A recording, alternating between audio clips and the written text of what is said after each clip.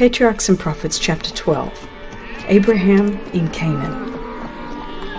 Abraham returned to Canaan very rich in cattle, in silver, and in gold. Lot was still with him, and again they came to Bethel and pitched their tents by the altar which they had before erected. They soon found that increased possessions brought increased trouble. In the midst of hardships and trials, they had dwelt together in harmony, but in their prosperity there was danger of strife between them. The pasturage was not sufficient for the flocks and herds of both, and the frequent disputes among the herdsmen were brought for settlement to their masters. It was evident that they must separate. Abraham was Lot's senior in years, and his superior in relation, in wealth, and in position. Yet he was the first to propose plans for preserving peace. Although the whole land had been given him by God himself, he courteously waived this right. "Let there be no strife," he said, "between me and thee, and between my herdsmen and thy herdsmen, for we be brethren. Is not the whole land before thee? Separate thyself, I pray thee, from me. If thou wilt take the left hand, then I will go to the right. Or if thou depart to the right hand, then I will go to the left." Here the noble, unselfish spirit of Abraham was displayed. How many under similar circumstances would, at all hazards, cling to their individual rights and preferences? How many households have thus been rent asunder? How many churches have been divided, making the cause of truth a byword and a reproach among the wicked? "Let there be no strife between me and thee," said Abraham, "for we be brethren, not only by natural relationship, but as worshippers of the true God." The children of God the world over are one family, and the same spirit of love and conciliation should govern them.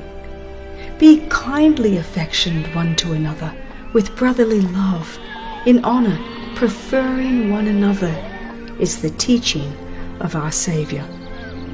The cultivation of a uniform courtesy, a willingness to do to others as we would wish them to do to us, would annihilate half the ills of life. The spirit of self-aggrandizement is the spirit of Satan. But the heart in which the love of Christ is cherished will possess that charity which seeketh not her own. Such will heed the divine injunction, "Look not every man on his own things, but every man also on the things of others." Although Lot owed his prosperity to his connection with Abraham, he manifested no gratitude to his benefactor. Courtesy would have dictated that he yield the choice to Abraham, but instead of this, he selfishly endeavored to grasp all its advantages. He lifted up his eyes and beheld all the plain of Jordan, that it was well watered everywhere, even as the garden of the Lord, like the land of Egypt, as thou comest unto Zoar. The most fertile region in all Palestine was the Jordan Valley, reminding the beholders of the lost paradise, and equaling the beauty and productiveness of the Nile-enriched plains they had so lately left. There were cities also, wealthy and beautiful, inviting to profitable traffic in their crowded marts. Dazzled with visions of worldly gain, Lot overlooked the moral and spiritual evils that would be encountered there. The inhabitants of the plain were sinners before the Lord exceedingly, but of this he was ignorant, or, knowing, gave it but little weight. He chose him all the plain of Jordan, and pitched his tent toward Sodom. How little did he foresee the terrible results of that selfish choice. After the separation from Lot, Abraham again received from the Lord a promise of the whole country. Soon after this he removed to Hebron, pitching his tent under the oaks of Mamre, and erecting beside it an altar to the Lord. In the free air of those upland plains, with their olive groves and vineyards, their fields of waving grain, and the wide pasture grounds of the encircling hills, he dwelt, well content with his simple patriarchal life, and leaving to Lot the perilous luxury of the Vale of Sodom. Abraham was honored by the surrounding nations as a mighty prince and a wise and able chief. He did not shut away his influence from his neighbors. His life and character, in their marked contrast with those of the worshippers of idols, exerted a telling influence in favor of the true faith.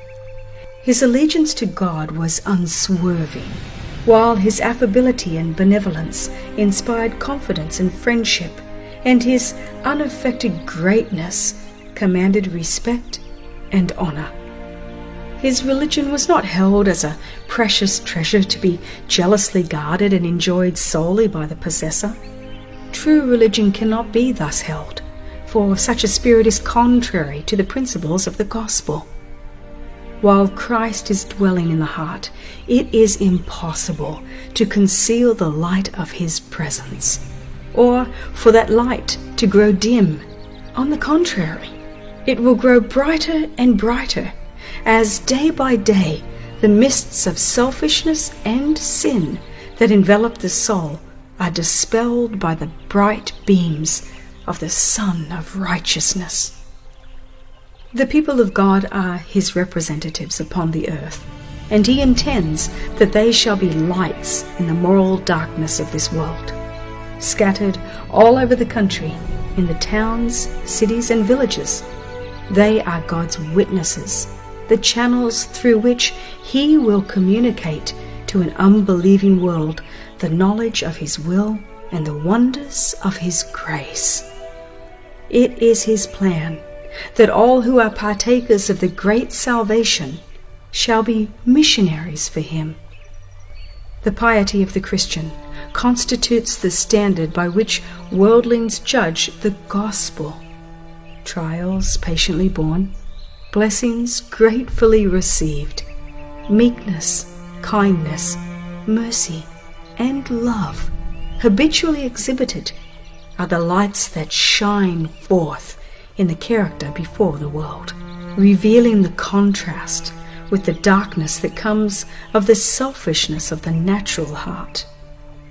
Rich in faith, noble in generosity, unfaltering in obedience, and humble in the simplicity of his pilgrim life, Abraham was also wise in diplomacy and brave and skillful in war.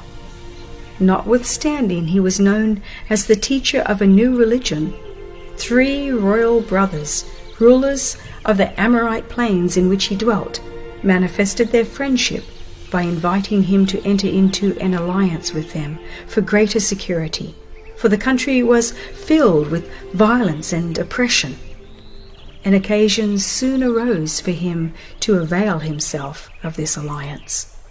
Chedorlaomer, king of Elam, had invaded Canaan 14 years before and made it tributary to him.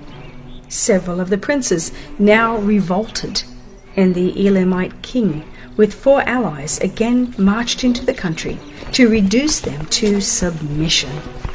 5 kings of Canaan joined their forces and met the invaders in the Vale of Sidon, but only to be completely overthrown. A large part of the army was cut to pieces, and those who escaped fled for safety to the mountains. The victors plundered the cities of the plain and departed with rich spoil and many captives, among whom were Lot and his family. Abraham, dwelling in peace in the oak groves of Mamre, learned from one of the fugitives the story of the battle and the calamity that had befallen his nephew. He had cherished no unkind memory of Lot's ingratitude. All his affection for him was awakened, and he determined that he should be rescued. Seeking, first of all, divine counsel, Abraham prepared for war.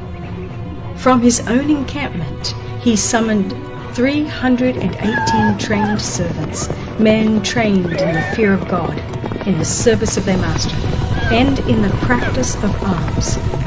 His confederates, Mamre, Eshcol, and Ammon, joined him with their bands, and together they started in pursuit of the invaders.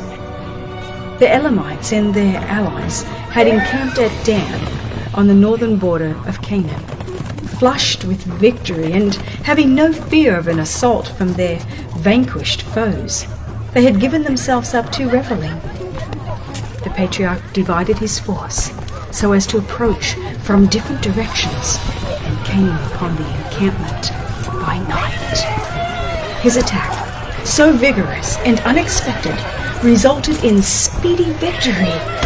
The king of Elam was slain, and his panic-stricken forces were utterly routed. Lot and his family, with all the prisoners and their goods, were recovered, and a rich booty fell into the hands of the victors. To Abraham, under God, the triumph was due. The worshipper of Jehovah had not only rendered a great service to the country, but had proved himself a man of valor. It was seen that righteousness is not cowardice, and that Abraham's religion made him courageous in maintaining the right and defending the oppressed. His heroic act gave him a widespread influence among the surrounding tribes. On his return, the king of Sodom came out with his retinue to honor the conqueror. He bade him take the goods, begging only that the prisoners should be restored. By the usage of war, the spoils belonged to the conquerors. But Abraham had undertaken this expedition with no purpose of gain, and he refused to take advantage of the unfortunate, only stipulating that his confederates should receive the portion to which they were entitled. Few, if subjected to such a test, would have shown themselves as noble as did Abraham.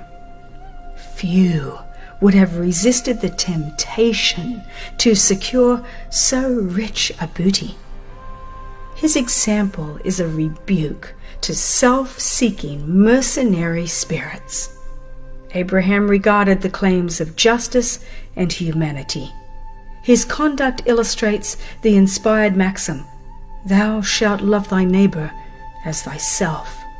"I have lifted up my hand," he said, "unto the Lord, the Most High God, the possessor of heaven and earth, that I will not take from a thread even to a shoe latchet, and that I will not take anything that is thine, lest thou shouldest say, I have made Abraham rich." He would give them no occasion to think that he had engaged in warfare for the sake of gain, or to attribute his prosperity to their gifts or favor. God had promised to bless Abraham, and to him the glory should be ascribed. Another who came out to welcome the victorious patriarch was Melchizedek, king of Salem, who brought forth bread and wine for the refreshment of his army. As priest of the Most High God, he pronounced a blessing upon Abraham and gave thanks to the Lord, who had wrought so great a deliverance by his servant, and Abraham gave him tithes of all. Abraham gladly returned to his tents and his flocks, but his mind was disturbed by harassing thoughts. He had been a man of peace, so far as possible shunning enmity and strife, and with horror he recalled the scene of carnage he had witnessed. But the nations whose forces he had defeated would doubtless renew the invasion of Canaan, and make him the special object of their vengeance. Becoming thus involved in national quarrels, the peaceful quiet of his life would be broken. Furthermore, he had not entered upon the possession of Canaan, nor could he now hope for an heir to whom the promise might be fulfilled. In a vision of the night, the divine voice was again heard. "Fear not, Abraham," were the words of the Prince of Princes. "I am thy shield and thy exceeding great reward." But his mind was so oppressed by forebodings that he could not now grasp the promise with unquestioning confidence as heretofore. He prayed for some tangible evidence that it would be fulfilled. And how was the covenant promise to be realized while the gift of a son was withheld? "What wilt thou give me," he said, "seeing I go childless? And, lo, one born in mine house is mine heir." He proposed to make his trusty servant Eliezer his son by adoption and the inheritor of his possessions. But he was assured that a child of his own was to be his heir. Then he was led outside his tent and told to look up to the unnumbered stars glittering in the heavens. And as he did so, the words were spoken, "So shall thy seed be." Abraham believed God, and it was counted him for righteousness. Still, the patriarch begged for some visible token as a confirmation of his faith and as an evidence to after generations that God's gracious purposes toward them would be accomplished. The Lord condescended to enter into a covenant with his servant, employing such forms as were customary among men for the ratification of a solemn engagement. By divine direction, Abraham sacrificed a heifer, a she-goat, and a ram, each 3 years old, dividing the bodies and laying the pieces a little distance apart. To these he added a turtle dove and a young pigeon, which, however, were not divided. This being done, he reverently passed between the parts of the sacrifice, making a solemn vow to God of perpetual obedience. Watchful and steadfast, he remained beside the carcasses till the going down of the sun, to guard them from being defiled or devoured by birds of prey. About sunset, he sank into a deep sleep, and lo, a horror of great darkness fell upon him, and the voice of God was heard, bidding him not to expect immediate possession of the promised land, and pointing forward to the sufferings of his posterity before their establishment in Canaan. The plan of redemption was here opened to him in the death of Christ, the great sacrifice, and his coming in glory. Abraham saw also the earth restored to its Eden beauty, to be given him for an everlasting possession as the final and complete fulfillment of the promise. The plan of redemption was here open to him in the death of Christ, the great sacrifice, and his coming in glory. Abraham saw also the earth restored to its Eden beauty, to be given him for an everlasting possession as the final and complete fulfillment of the promise. As a pledge of this covenant of God with men, a smoking furnace and a burning lamp, symbols of the divine presence, passed between the severed victims, totally consuming them. And again, a voice was heard by Abraham, confirming the gift of the land of Canaan to his descendants, from the river of Egypt unto the great river, the river Euphrates. When Abraham had been nearly 25 years in Canaan, the Lord appeared unto him and said, I am the Almighty God. Walk before me, and be thou perfect. In awe, the patriarch fell upon his face, and the message continued, Behold, my covenant is with thee, and thou shalt be a father of many nations. In token of the fulfillment of this covenant, his name, heretofore called Abram, was changed to Abraham, which signifies father of a great multitude. Sarai's name became Sarah, princess, for, said the divine voice, she shall be a mother of nations, kings of people shall be of her. At this time, the rite of circumcision was given to Abraham as a seal of the righteousness of the faith which he had yet been uncircumcised. It was to be observed by the patriarch and his descendants as a token that they were devoted to the service of God and thus separated from idolaters, and that God accepted them as his peculiar treasure. By this rite, they were pledged to fulfill on their part the conditions of the covenant made with Abraham. They were not to contract marriages with the heathen, for by so doing they would lose their reverence for God and his holy law. They would be tempted to engage in the sinful practices of other nations and would be seduced into idolatry. God conferred great honor upon Abraham. Angels of heaven walked and talked with him as friend with friend. When judgments were about to be visited upon Sodom, the fact was not hidden from him, and he became an intercessor with God for sinners.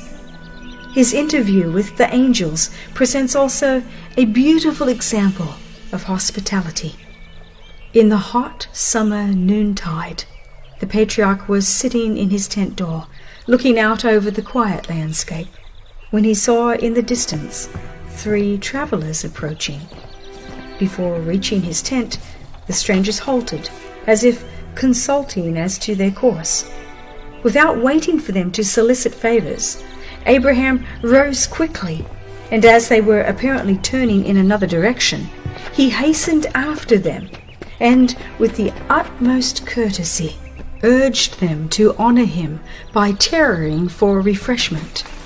With his own hands he brought water, that they might wash the dust of travel from their feet. He himself selected their food, and while they were at rest under the cooling shade, an entertainment was made ready, and he stood respectfully beside them while they partook of his hospitality. This act of courtesy God regarded of sufficient importance to record in his word, and 1,000 years later it was referred to by an inspired apostle. Be not forgetful to entertain strangers, for thereby some have entertained angels unawares. Abraham had seen in his guests only 3 tired wayfarers, little thinking that among them was one whom he might worship without sin. But the true character of the heavenly messengers was not revealed.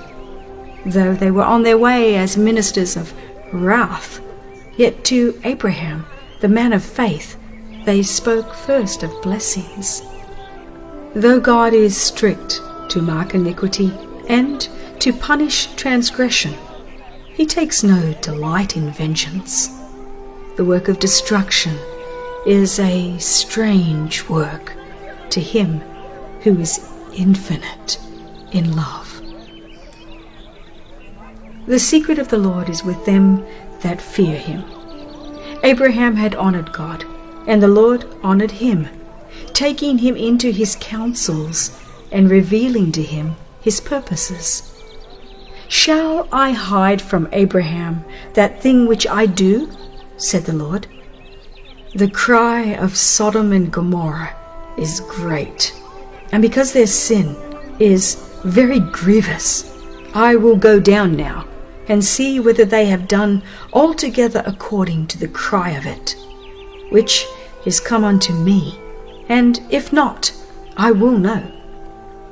God knew well the measure of Sodom's guilt, but he expressed himself after the manner of men, that the justice of his dealings might be understood. Before bringing judgment upon the transgressors, he would go himself to institute an examination of their course. If they had not passed the limits of divine mercy, he would still grant them space for repentance. 2 of the heavenly messengers departed, leaving Abraham alone with him whom he now knew to be the Son of God. And the man of faith pleaded for the inhabitants of Sodom.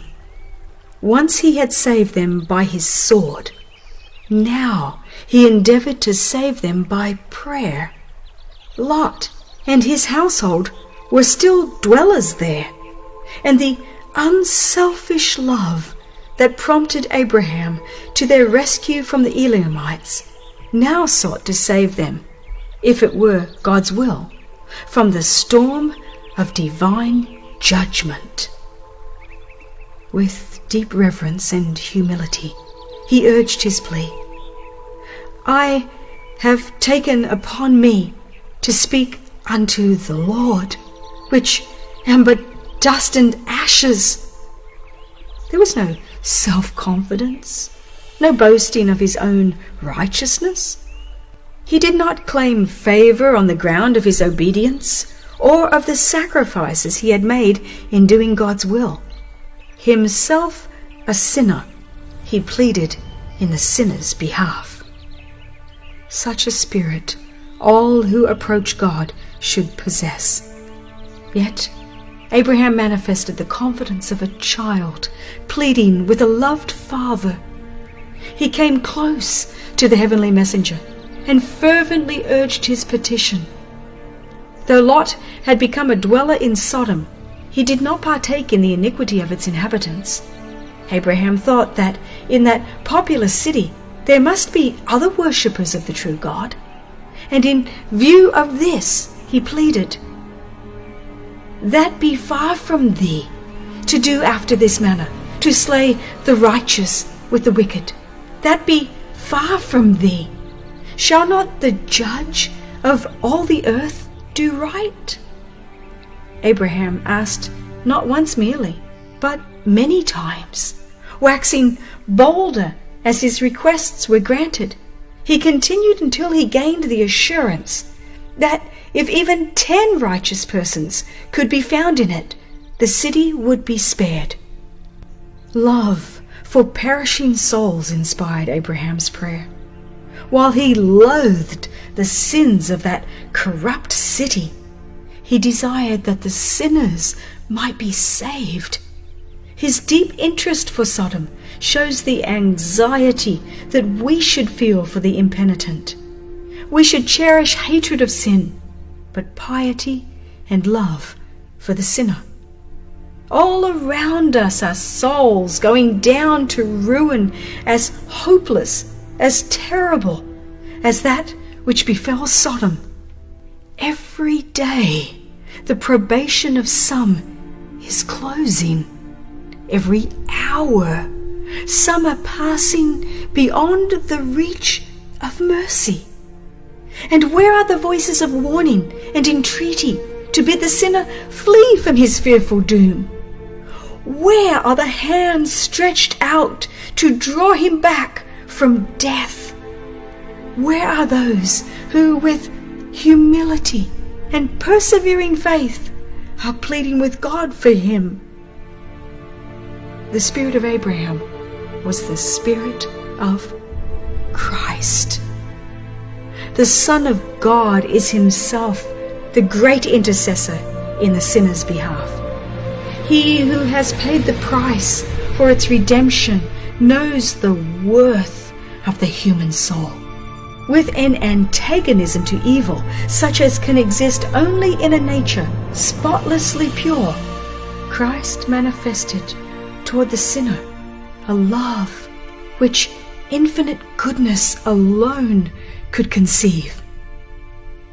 In the agonies of the crucifixion, himself burdened with the awful weight of the sins of the whole world, he prayed for his revilers and murderers. Father, forgive them. They know not what they do. Of Abraham it is written that he was called the friend of God, the father of all them that believe. The testimony of God concerning this faithful patriarch is, Abraham obeyed my voice and kept my charge, my commandments, my statutes, and my laws. And again, I know him, that he will command his children and his household after him, and they shall keep the way of the Lord, to do justice and judgment, that the Lord may bring upon Abraham that which he hath spoken of him. It was a high honor to which Abraham was called, that of being the father of the people who, for centuries, were the guardians and preservers of the truth of God for the world, of that people through whom all the nations of the earth should be blessed in the advent of the promised Messiah. But he who called the patriarch judged him worthy. It is God that speaks, he who understands the thoughts afar off, and places the right estimate upon men, says, I know him. There would be on the part of Abraham no betraying of the truth for selfish purposes. He would keep the law and deal justly and righteously, and he would not only fear the Lord himself, but would cultivate religion in his home. He would instruct his family in righteousness. The law of God would be the rule in his household. Abraham's household comprised more than 1,000 souls. Those who were led by his teachings to worship the one God found a home in his encampment, and here, as in a school, they received such instruction as would prepare them to be representatives of the true faith. Thus, a great responsibility rested upon him. He was training heads of families, and his methods of government would be carried out in the households over which they should preside.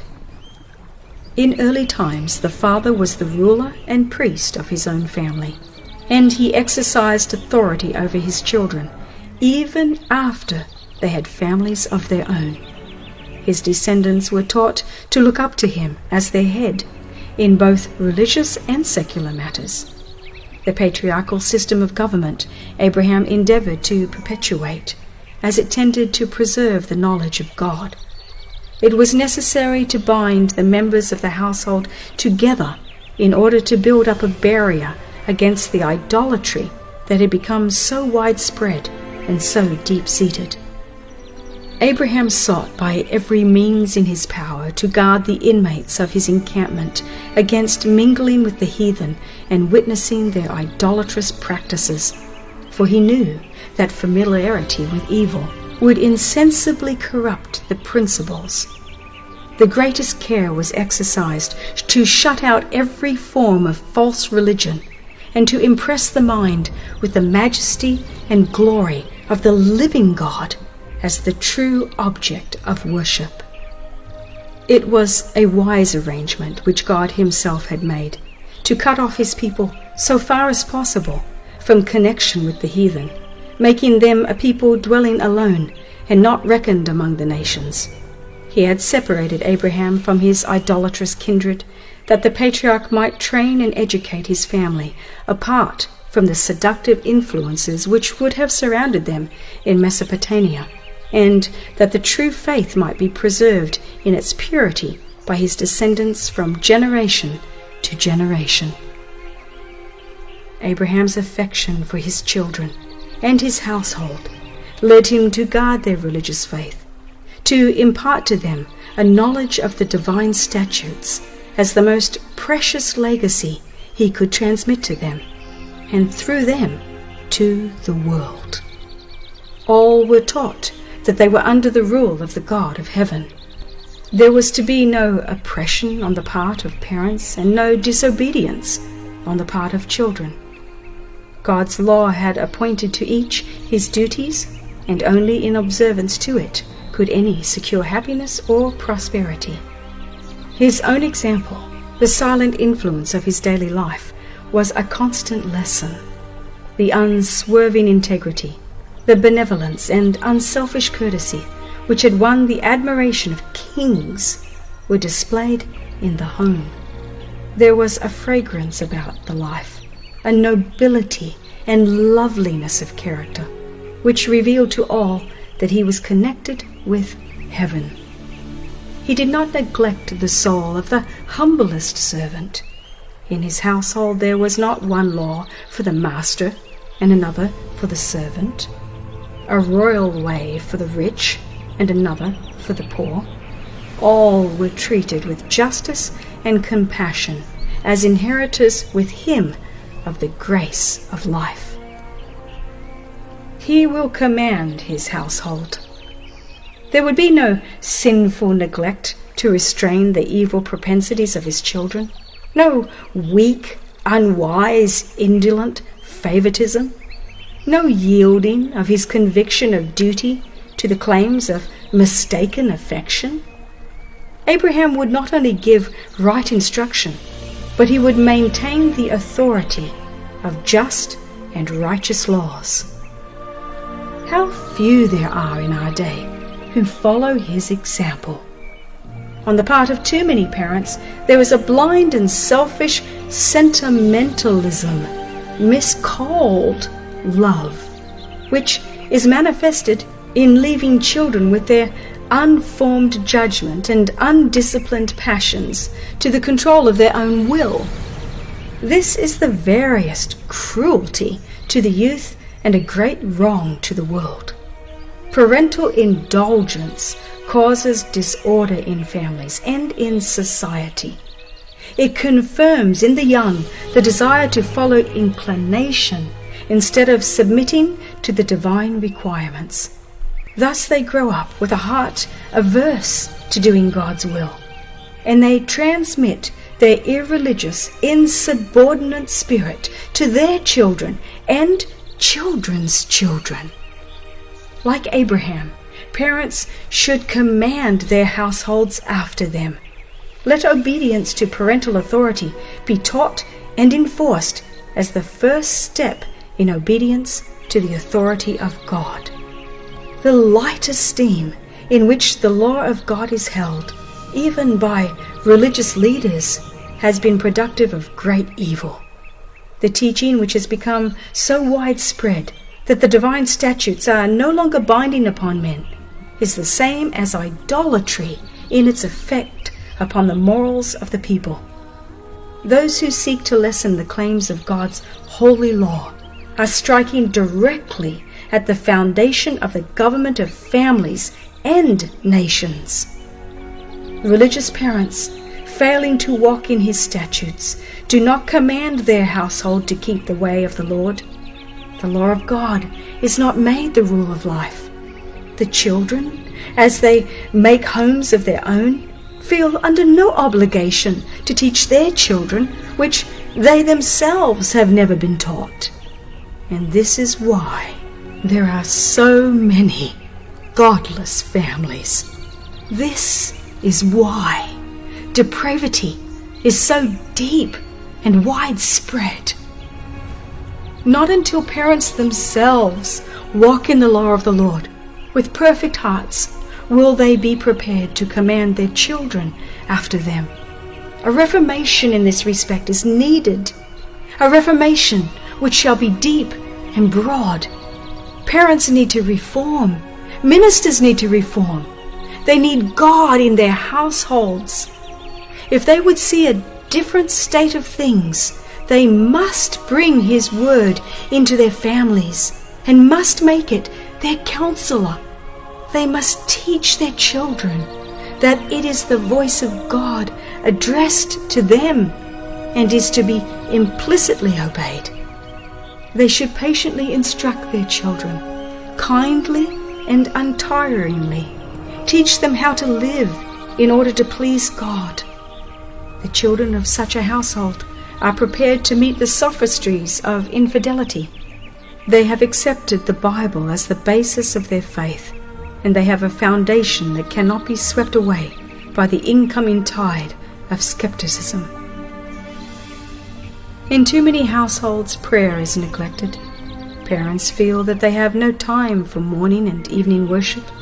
They cannot spare a few moments to be spent in thanksgiving to God for His abundant mercies, for the blessed sunshine and the showers of rain which cause vegetation to flourish, and for the guardianship of holy angels. They have no time to offer prayer for divine help and guidance, and for the abiding presence of Jesus in the household. They go forth to labor as the ox or the horse goes, without one thought of God or heaven. They have souls so precious that rather than permit them to be hopelessly lost, the Son of God gave His life to ransom them.